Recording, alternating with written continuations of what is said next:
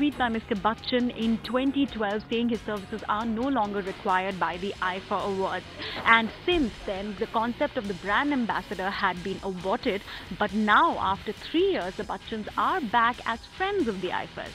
They celebrated the awards, completing 10 years at the Venetian Macau, and in what could be called a poetic justice of sorts, they are back to celebrating 100 years of cinema at that very venue. Currently, they've only asked me to perform.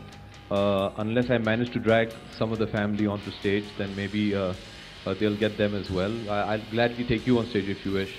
I'm more than happy to share the stage. My performances have always been more interactive. I like to interact with the audience. I like to get my colleagues to join in. The last time round in Macau, I got quite a few of them to dance with me. And maybe this time I'll come through the press contingent and get you all to dance with me. If you're okay with it. Yeah, sure. Yeah, just let me know which profile of yours you prefer and what kind of lighting, and we'll take care of the rest. And you can come to my rehearsals and dance with me. It'll be fun. I remember I'd come to India in 2008. That's when I started shooting for Aladdin, and every year Ritesh would go and he'd be part of IFA, and I'd be really jealous because he used to tell me about all these amazing experiences and how much fun everyone would have together. So in 2010, I was really excited that, oh my God, this is my year, I get to go to IFA.